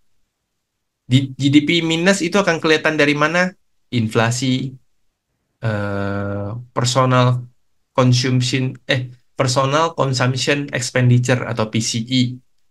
Kemudian manufacturing, PMI, PPI, gitu-gitu itu akan kelihatan. Nah, dari situ akan bisa memprediksi bahwasannya, oh, GDP-nya melemah. Ya. Kemudian, nah, kita lihat dari US. Apakah GDP melemah cukup parah? Enggak juga. GDP US cukup bagus. 2,9% seingat gua, apa 3%? Apakah interest rate akan bertahan lama? Harusnya sih udah enggak ya. Karena seperti yang udah kita bahas tadi, the Fed akan cut. Artinya udah terselamatkan lah. Bagaimana dengan CPI, PPI, dan PCE? Masih cukup ya melandai ya, turunnya melandai ya, turunnya melandai. Bagaimana dengan jobs data?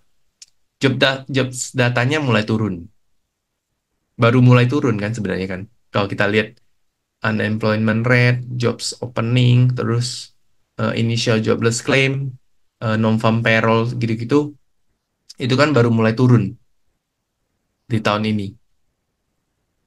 Nah, harusnya menurut saya kita nggak akan resesi. Untuk setahun ke depan itu nggak akan resesi. Karena patokan GDP-nya masih cukup bagus gitu. GDP-nya tertolong karena konsumsi pemerintah sih. Baik kita maupun nanti US ya. Itu terbantu sama, eh, selain karena konsumsi masyarakat segala macam, konsumsi rumah tangga ya. Tapi menurut saya yang masih cukup sumbangsi itu adalah konsumsi pemerintah, investasi pemerintah. Ya, konsumsi pemerintah tuh apa? Spending pemerintah lah ke ekonominya masih cukup bagus. Jadi akan sulit. Jadi harusnya kita nggak resesi. Nah, kita akan kalau resesi itu saya suka berbicara soal hard landing dan soft landing. Ibaratkan ini ambil dari perumpamaan sebuah pesawat ya. Hard landing kalau turunnya mendadak pasti akan crash kan, akan patah. Pertumbuhan ekonomi melambat secara drastis. Ibaratnya kayak satu pesawat jatuh. Pengangguran meningkat tajam, penurunan signifikan dalam konsumsi dan investasi, kemudian penurunan tajam dalam pasar saham dan nilai asetnya. Ini kan tidak kita alamin ya saat ini. Yang kita alamin sebenarnya adalah ini, soft landing ya, pertumbuhan ekonomi melambat tapi tidak sampai ke titik resesi. Itu satu.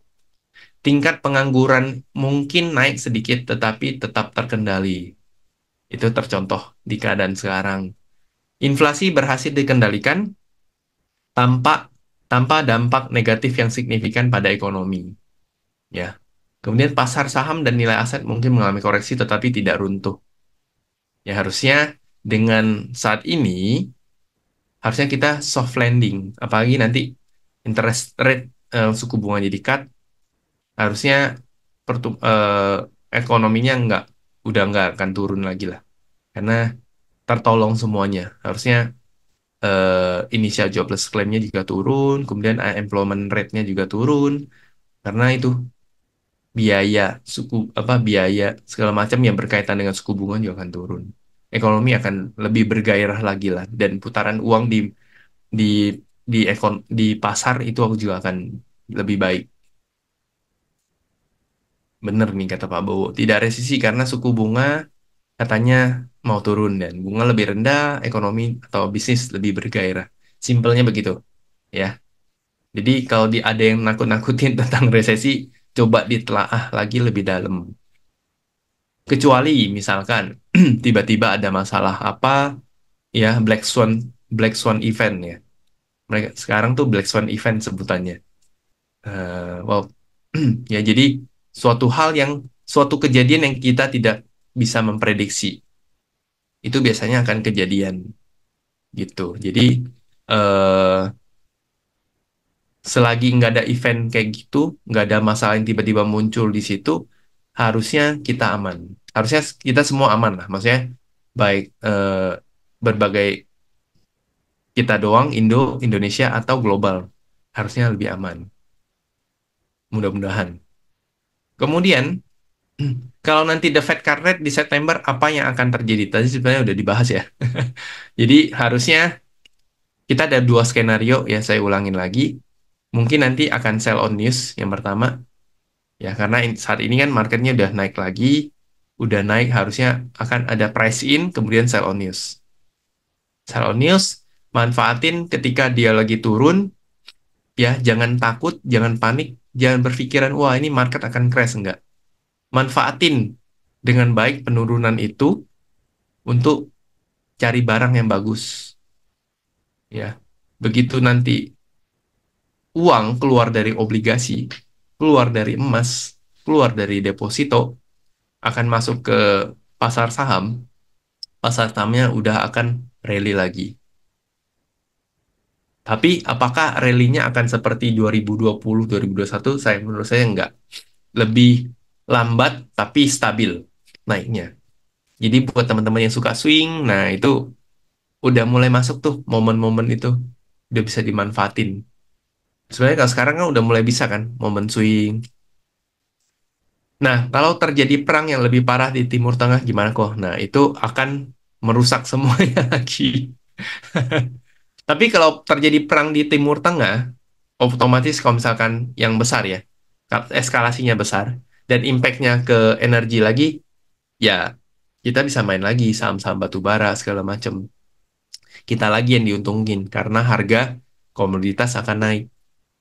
Jadi satu sisi kalau perang Timur Tengah gitu tuh sebenarnya kalau ke kita itu impact-nya akan ke kita sebagai negara komoditas. Kan kita Indonesia negara komoditas ya. Batu bara, oil, segala macam. Itu akan dapat impact-nya lagi. Ya, jadi yang tadi saya baca skenario itu adalah skenario kalau tidak ada terjadi perang lah. Ya, betul. Di samping karena ada sentimen the Fed cut rate ya. Sebenarnya September biasa kan cukup jelek ya. Seasonal. Kalau kita lihat dari seasonal, coba saya buka. Seasonality-nya IHSG itu di September biasa kurang bagus. Nah, ini dimanfaatin. Bener, cuman ceritanya yang beda-beda, betul. Seperti Mei kan, Maret. Maret di saat banknya rontok semua kan, harusnya kan setiap Maret itu rontok marketnya, Maret April. Banking itu rontok, tapi ceritanya beda-beda. Makanya soal BRI, soal BRI itu kenapa saya masih bilang kalau kalian main panjang, seroklah BRI. Mau apapun ceritanya, seroklah BRI. Karena nanti once dia akan mulai membaik gitu loh. Dan emang biasa fase turunnya kan mostly begini kan. Nih, walaupun ya ini 2023, 2021. Nah, coba kita lihat yang 10 tahun. 10 tahun terakhir ada merahnya juga Maret April. Maret tuh biasa karena udah beres bagi bagi dividen, habis itu kan udah nggak ada sentimen yang gimana-gimana. Kemudian banking itu biasa Q1 pasti akan jelek. Itu itu bukan jeleknya sampai turun banget ya, apa earningnya, cuman biasa lebih rendah earningsnya dibanding kuartal-kuartal yang lain. Cuman mostly kan bagus gitu loh. Mostly bagus 2020 karena crash. 2018 ya karena perang dagang ya. Nah, tapi mostly kan bagus semua. Nah, makanya mau itu dibilang deh, kalau diingat kan tuh lucu. BRI itu banyak yang bilang mau ke berapa lah, mau udah jelek lah segala macam. Kalau menurut saya masih cukup-cukup bagus aja gitu. Kalau kita lihat pertumbuhannya annually masih cukup bagus, ya kan? Pendapatannya growth, growth terus. Laba bersihnya juga growth dari tahun ke tahun. Oh ini kan eksepsional ya karena crash market COVID. Tapi habis itu growth terus gitu. Mau dibilang BRI karena judol lah, menurut gua nggak gitu ngaruh sih. Makanya bener yang tadi siapa yang bilang, Ibu Leni. Berarti sebelum ada sosmed malah negara-negara tidak banyak gonjang-ganjing. Makin ada banyak sosmed, gonjang-ganjing ini kadang suka nge-trigger kita. Ada influencer yang ngomong inilah, ada influencer yang ngomong itulah gitu. Makanya kita kita kita sendiri juga harus kritis, lebih kritis gitu. Biar nggak ke drive ya, biar nggak ke drive. Oke, next. Nah, ini ada beberapa ya.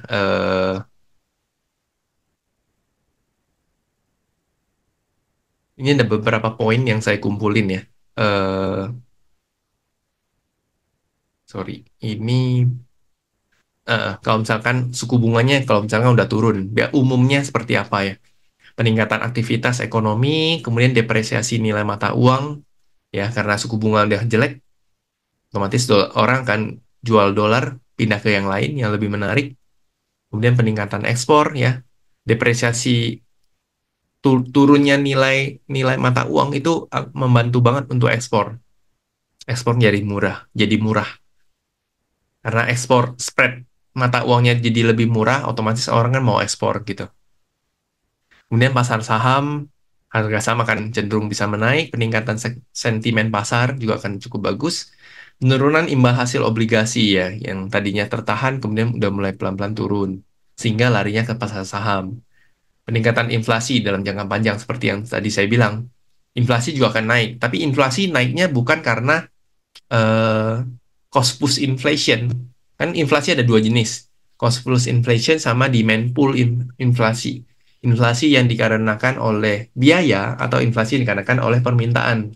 Nah, kalau ini lebih ke permintaan. Karena ekonominya bergairah, otomatis inflasi juga akan naik kan. Karena orang belanja, kita gairah belanja. Ya, inflasi akan naik. Tapi itu lebih ke karena permintaan.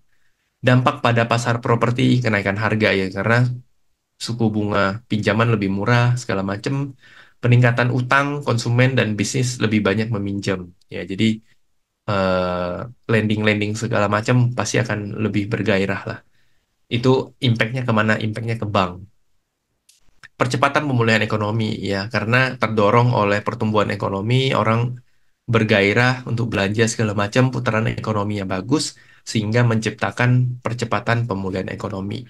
Ya, itu beberapa poin terhadap ketika suku bunga di-cut ya. Kemudian, jadi menurutmu apakah akan resesi? Udah dijawab tadi ya. Oke. Nah, ini saya ada sedikit iklan ya terhadap jadi buat teman-teman, saya akan share sedikit terkait, bentar, saya hidupin VPN dulu. Saya akan share sedikit, ya ini sebenarnya titipan dari Admirals ya. Eh, kita akan ngobrolin soal Admirals Market ya. Jadi Akademi Admirals itu sebenarnya kan kita di bawah admiralmarkets.com ya. Admirals ini sebuah platform trading ya, broker trading yang berada di Eropa. Kita di sini bisa trading forex, bisa bisa beli saham-saham US juga bisa. Jadi teman-teman buat yang mungkin masih mau invest di saham US bisa pakai Admirals ya, di mana teman-teman cukup sebentar, sebentar. Saya login dulu.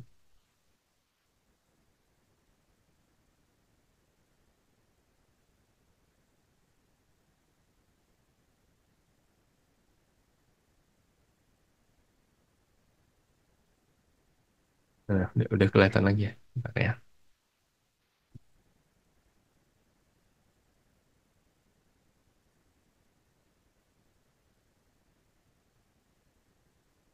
Nah, jadi di Admirals itu teman-teman bisa beli saham US dengan parsial ini. Sorry, saya buka dulu. Eh, nah, ini juga bisa dikonek sama MetaTrader buat teman-teman yang main di Forex ya. Kemudian kita lihat ada special offer ya. Ini Admirals itu ada welcome bonus. Welcome bonusnya 100% ya. Double your fund available for trading and get up to 5.000 US dollar from Admirals for your trading asset bonus. Jadi mungkin kalau teman-teman yang udah jago trading di Forex gitu-gitu ya. Nah, ini tuh kita ada dua pilihan. Platformnya kan nanti begitu kalian daftar ya, daftar kalian itu disuruh pilih untuk trading. Ini ada trade atau invest. Invest itu biasa lebih ke ini ya, lebih ke invest saham stok ya, saham US. Bentar. Cuman di kita di Indo masih harus buka pakai VPN ya, buka pakai VPN dan kalian bisa invest misalkan nggak harus sesuai dengan nominal satu lembar. Jadi kalian bisa beli beberapa unit. Jadi bisa nyesuaiin lah. Jadi nggak harus kan kadang ada yang nggak mau beli satu ini, tapi bisa bisa beli per unit. Nah, tinggal dipilih aja, tinggal dipilih ya. Jadi berapa, bisa beli parsialnya lah, parsial unitnya. Nah, ini buat teman-teman. Kalau misalkan nanti berminat, mumpung ada welcome bonus ya. Apalagi ini sih welcome bonus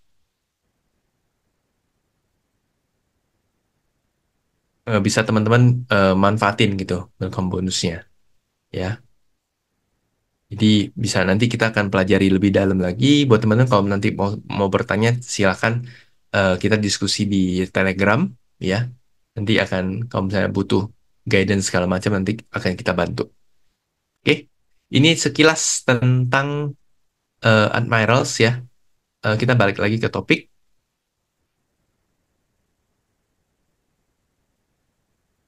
Kita lanjut saham-saham yang menarik. Nah, ini sesi terakhir.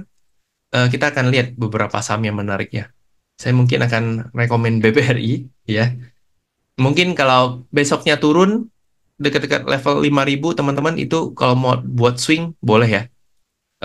Apalagi kalau turunnya sampai 4980 itu teman-teman boleh banget manfaatin buy BRI ya dengan target 5.800. Ya karena dia ada inverted head and shoulder di sini, targetnya 5.800. Mungkin dia akan kebentur dulu di sini di level 5.500-an di sini, tapi target terjauhnya 5.800. Ya, jadi teman-teman boleh pertimbangin untuk BRI, untuk swing. Kemudian Telkom, Telkom salah satu blue chip yang masih belum bergerak ya. Jadi mungkin kalau dia koreksi sampai sekitar 2.880, ini mungkin dia akan bentuk triangle atau mungkin mangkok ya, cup and handle ya. Tapi mungkin bisa jadi triangle seperti ini. Nah, itu teman-teman boleh manfaatin. Target terdekat di 3250 dengan konfirmasi dia break di area gap ini ya. Tapi long termnya akan lebih jauh, dia bisa break 3.300 ke atas lah. Jadi kalau mau di swing pun sebenarnya masih cukup oke ya. Cuman kalau mau trading juga boleh ya untuk Telkom karena dia salah satunya blue chip yang masih belum gerak terlalu banyak. Astra aja udah bergerak cukup cukup jauh kan, dari 4.600-an ke 5.200. Nah, sekarang kan Telkomnya belum. Kemudian brand. Brand kemarin ada FTSE rebalancing. Ya, harusnya mungkin Senin itu akan gap up ya, akan naik ya. Nah, mungkin bisa manfaatin kalau nggak dapat buy on weakness di 9.400-an atau 9.500 mungkin boleh buy on breakout. Tapi ini agak volatile, jadi teman-teman yang tidak terbiasa sama volatilitas brand ya mainnya lot kecil aja. Tapi kalau udah terbiasa ya go ahead, boleh ya manfaatin sentimen FTSE rebalancing-nya. Targetnya di berapa? 10.500 dekat-dekat sini. Jadwal ntar, kemarin saya udah share ya. Udah share belum ya? Jadwal rebalancing-nya tanggal 24 September. Nah, ini saya ada sediain kok ini. Kemudian SL 9150. Kemudian selain brand ada BRPT. BRPT teman-teman juga boleh perhatiin ini induknya brand. Otomatis kalau ada sentimen di brand menurut saya ini juga akan gerak. Jadi pilihannya ada akan bisa buy on breakout 1145 atau buy on weakness di harga sekarang 1100-an. 1120, 1110 kalau dapat. Tapi kalau nggak dapat, tiba-tiba marketnya udah gerak 1011 1145 atau 1150 tuh boleh buy on breakout dengan target 1250 di sini ya.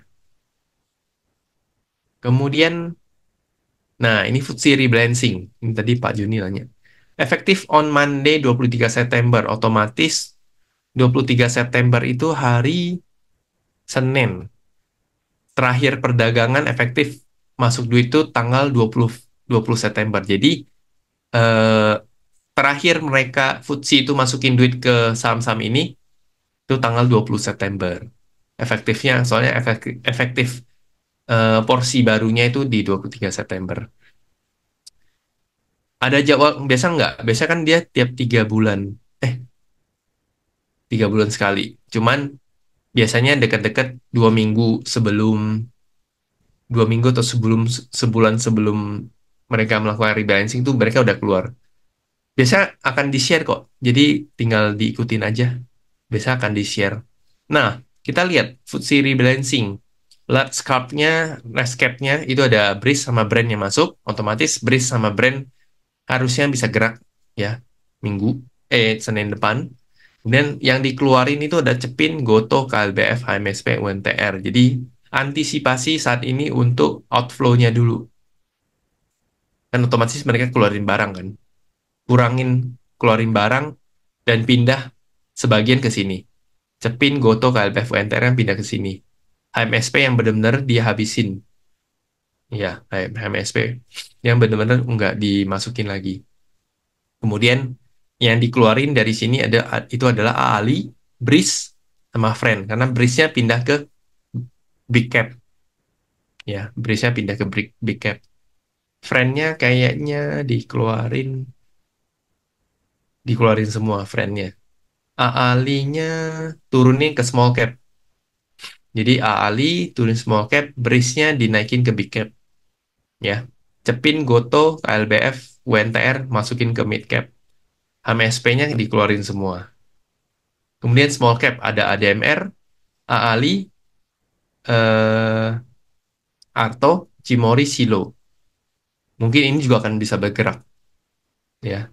Asri Agro yang dikeluarin. Asri kayaknya pindah ke bawah. Iya, ke microcap yang lebih kecil lagi. Agro juga. ALII ya, eh, punyanya Bakri. Kemudian CASS, JTP ini yang kecil-kecil sih. Yang dikeluarin ADMF, APLN, Arci, Mcor, Budi, BMHS, DLTA, SMMT, IPCC, Wood, JRPT ini saham-saham yang likuiditasnya kecil nih, dikeluarin semua. Ya, jadi biasanya seperti apa sih FTSE rebalancing atau mungkin MSCI rebalancing ya? Biasanya yang kita lakuin adalah biasanya kalau kita punya barang di BRIS ataupun di Brand, ya misalkan katakan gue punya barang di BRIS. Kalau selama sebulan ke depan, ini kan masih setengah bulan ke depan ya. Sorry, bahkan sebulan ke depan. Kalau dia naik selama sebulan ke depan, ketika di akhir tanggal 20 September, itu potensi dia bisa turun di akhir sesi tanggal 20 September nanti. Seperti aman ya, kejadian aman di MSCI rebalancing kan turun kan. Nah, begitu duitnya masuk, ada yang buang. Karena yang narik tadi ke atas, itu biasanya akan buang barang. Mumpung ada yang beli dengan jumlah besar. Ya why not saya buang gitu. Dan tadi udah cuan berapa puluh persen, ada dana masuk dari FTSE, ya buang lah. Ngapain lagi. Ya, cuman kalau sahamnya sideways selama sebulan ke depan, kemungkinan akhir sesi di tanggal 20 itu dia lihat IEP-nya ya. IEP-nya. IEP-nya kalau gap up dan kalian punya barang, kalian buang gitu. Contohnya kayak apa? Contohnya kayak Goto di tahun lalu ketika masuk MSCI. Karena itu sampai arah kan Gotonya dari seratusan, 108 naik ke 134 atau 136 itu buang. Karena besoknya akan turun. Kenapa begitu? Oke, oke, thank you. Karena karena ini, karena mereka itu mau nggak mau harus naikin masukin duit semua lah, karena itu udah hari terakhir. Jadi sebagai fund itu mereka punya kewajiban untuk tidak merusak harga pasar ketika mereka masukin barang, masukin belanja. Belanja itu nggak boleh sesuka kita, kayak kita HK-HK aja nggak bisa. Mereka kan dananya besar. Jadi mau nggak mau harus ikut harga market. Nah, bagus nih pertanyaan Cifoni. Kok kenapa ada saham yang malah naik setelah dikeluarkan dari indeks? Ya, biasanya, sorry, kelewatan. Nah, biasanya, mostly, kayak nanti, coba lihat ya, ADMF kan pasti exclusion, pasti sampai akhir akhir itu dibuang. Nah, begitu nanti, habis itu dia naik, karena udah di cover, biasanya itu di cover sama yang punya, di cover sama emitennya. Karena udah nggak ada itu, akhirnya bisa ditarik. Karena mereka nampung. Jadi kalau misalkan yang buang, tapi yang nampungnya ternyata yang biasa ngurusin emiten ini, biasanya akan rally, akan naik. Lebih enteng lah. Iya, betul. Dan ada yang turun padahal masuk indeks ya. Contoh kayak buka aman. Aman kan masuk masuk MSCI itu. Pokoknya kalau saham yang udah naik, naik ya. Cenderung naik selama sebelum dia mencapai FTSE rebalancing, contoh. Dia biasa akan ada buangan. Nah, gua curiga brand di tanggal 20 September atau menjelang 20 September itu pasti akan ada sedikit turun. Cuman mungkin kalau seminggu ke depan, 2 minggu ke depan mungkin masih cukup kuat untuk nanjak lah. Tapi begitu mendekati 20 September nanti mungkin dia akan bisa koreksi. Dia akan bisa koreksi. Bahkan mungkin tanggal 20-nya IEP-nya penutupan closing-nya mungkin bisa aja dia turun seperti aman gitu. Ya, jadi kalau teman-teman misalkan nih yang biasanya mostly kalau gue ya, misalkan yang dikeluarin itu HMSP, otomatis kan IEP di tanggal 20 September itu akan turun. IEP IEP itu kalau mungkin teman-teman belum ngeh itu kan biasanya kita kan closing 15.50. Begitu 50 ke jam 4 itu kan ada random closing ya. IEP kan bergerak tuh. Eh, IEP itu apa sih namanya? Tiba-tiba lupa. eh Efek, eh, pokoknya harga price lah, prediksi harga price gitu. Tiba-tiba lupa kepanjangan ini, tiba-tiba lupa kepanjangan IEP itu. Jadi IEP itu akan lihat, kalau misalkan saya akan mau karena exclusion di FTSE, otomatis kan barangnya akan dibuang, otomatis harganya akan turun. Harga turun, nah itu boleh manfaatin untuk trading. Jadi masuk, ikut antri masuk, makan di harga IEP-nya. Jualnya kapan? Jualnya di hari berikutnya, hari Senin. Karena ini kan 20 September hari Jumat, 23-nya hari Senin.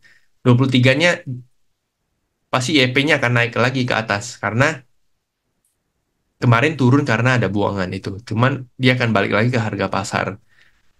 Indikatif equilibrium price ya, ya indikatif equilibrium price ya. Dia kan ada dua, IEP sama IEV. Indikatif equilibrium price sama indikatif equilibrium volume ya. Jadi biasa manfaatinya kayak gitu. Contoh HMSP. Beli saat dia IEP-nya turun, turunnya cukup dalam tuh boleh beli. Nah, nanti jualnya besokannya. Begitu dia naik, IEP atau IEP-nya naik tuh ya jualan. Nyari 3-4% tuh pasti dapet sih. Nah, begitu sebaliknya, kalau kalian punya barang di Breeze, katakan ya, IEP-nya naik, saran saya tuh biasa boleh dijual. Boleh dijual, boleh di-reduce, boleh. Karena ketarik di hari tanggal 20 September, 23-nya dia akan turun lagi ke harga sebelum sebelum IEP itu. Kayak gitu. Itu strategi yang biasa kita manfaatin. Entah itu di FTSE rebalancing atau di MSCI rebalancing. Kita lihat deh, akhir bulan kan ntar ada MSCI rebalancing kan. Itu ada Wika. Coba perhatiin Wika. Kita biar belajar. Kita coba cek Wika nanti ya. Oke. Nah, ini terakhir kita akan ada paket kilat siap berinvestasi di saham. Jadi apa yang kita pelajarin hari ini itu semuanya akan saya ajarin ya di introduction, aset kelas, kemudian basic ekonomi dan hubungan dengan saham, kemudian mengenal IPO dan corporate action, kemudian analisa fundamental, analisa teknikal, screening dan scanning for stopping. Nah, ini sifatnya adalah offline class ya, dari jam 9 sampai jam 6 sore. Dan ini mungkin teman-teman yang ada di apa? Di Jakarta yang kita mau belajar, apa yang kita pelajarin hari ini kan sebenarnya itu berkaitan sama ini. Nah, cara analisa yang seperti apa itu nanti saya akan share di sini, termasuk terkait IPO. Gimana sih dapat saham yang seperti brand, seperti aman, gitu-gitu. Cara analisanya seperti apa itu akan saya jelasin di sini. Dan teman-teman itu cukup investasikan senilai 3 juta.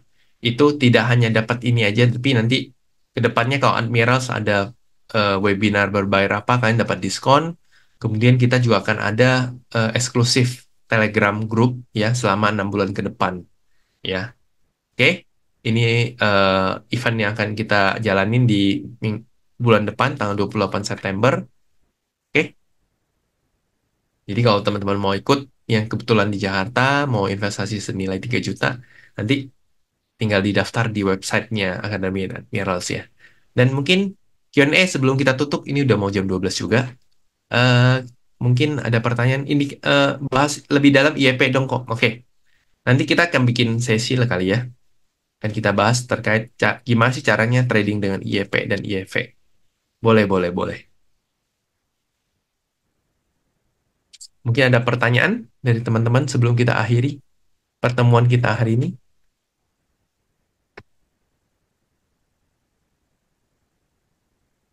Kayaknya nggak ada ya. Kayaknya kalau nggak ada, oke. So, buat teman-teman, thank you banget untuk hari ini. Mohon maaf ya, tadi ada kesalahan, ada masalah teknis, tapi saya sangat senang dan terima kasih karena teman-teman masih antusias untuk ikut acara webinar hari ini. Semoga bermanfaat banget buat teman-teman ya.